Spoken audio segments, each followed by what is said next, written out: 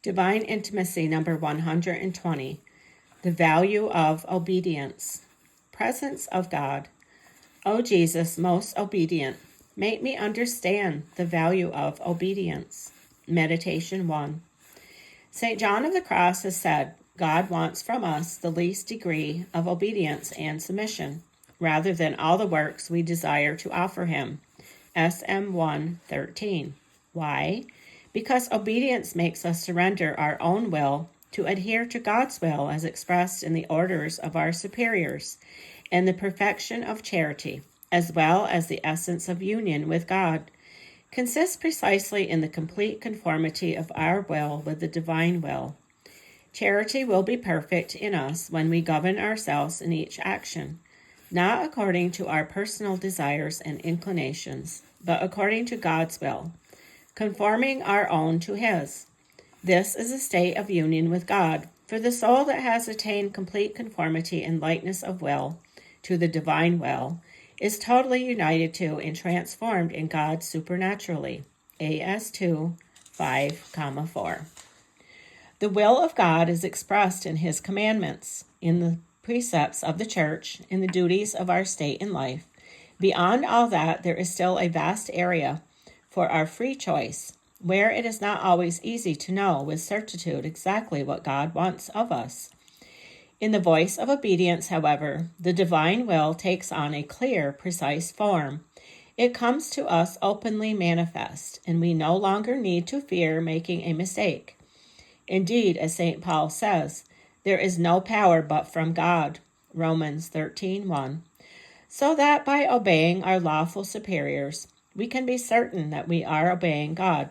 Jesus himself, when entrusting to us, his disciples, the mission of converting the world, said, He that heareth you heareth me, and he that despiseth you despiseth me. Luke 10:16.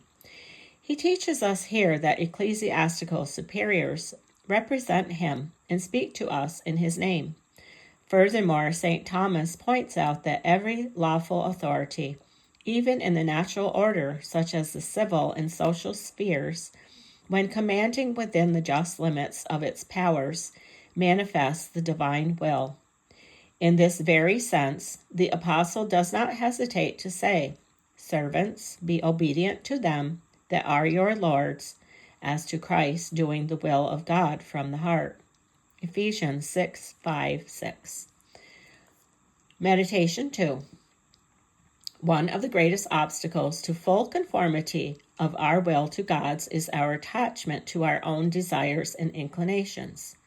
Obedience, because it asks us to be governed by the will of another, is the best way of accustoming ourselves to renounce our own will, of detaching us from it, and of making us cling to the divine will as revealed in the orders of our superiors.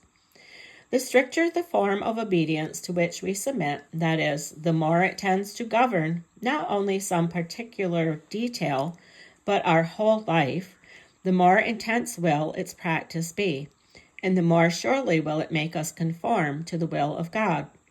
This is the great value of obedience, to unite man's life with the will of God, to give man in every circumstance the opportunity to govern himself, not according to his weak, fragile will, which is so subject to error, blindness, and human limitations, but according to the will of God.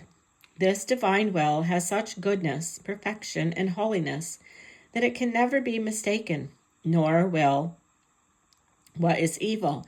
It aims only at the good, not the transitory good, which today is and tomorrow is not, but the eternal, imperishable good. Obedience makes us this happy exchange, renunciation of our own will for God's will. For this reason, the saints loved obedience. It is said of St. Teresa, Margaret, of the Heart of Jesus, that not only did she obey orders promptly, but she experienced intense pleasure in doing so, her whole aspect expressing the joy she found in obeying. If it is costly to nature to give up one's own will, to renounce a plan, a project, or much cherished work, the interior soul will not stop at this act of renunciation, but will realize that by suffering and struggling to overcome itself, it will be carried much further. The soul is fixed in the will of God, which comes hidden in the voice of obedience, and it tends towards this will with all its strength, for to embrace the will of God is to embrace God himself. Colloquy. Oh, how sweet and glorious is this virtue of obedience, which contains all the other virtues, because it is born of charity, and on it the rock of holy faith is founded. It is a queen, and he who espouses it knows no evil, but only peace and rest. The tempestuous waves of evil cannot hurt him, because he sails in your holy will, O my God. He has no wish which cannot be satisfied, because obedience makes him desire you alone, O Lord, who know his desires and can and will fulfill them. Obedience navigates without fatigue and without danger, comes into the port of salvation. O Jesus, I see that obedience conforms itself to you. I see it going with you into the little boat of the Holy Cross. Grant me then, O Lord, this holy obedience anointed with true humility. It is straightforward and without deceit. It brings with it the light of divine grace. Give me this hidden pearl trampled underfoot by the world, which humbles itself to submit to creatures for love of you. St. Catherine of Siena. O Lord, I have only one life. What better way could I use it for your glory in my sanctification than to submit it directly to obedience? Only by doing this shall I be certain that I am not wasting my time or deceiving myself, for to obey is to do your will. If my will is very imperfect, yours is holy and sanctifying. If mine has the only sad power to lead me astray, yours can make holy my life in all my acts, even the simplest and most indifferent, if they are accomplished as at its suggestion.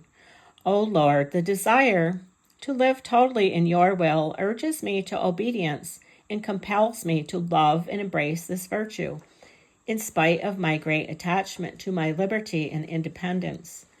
O holy, sanctifying will of my God, I want to love you alone above everything else. I want to embrace you at every moment of my life. I do not want to do anything without you or outside of you. End of 120, the value of obedience.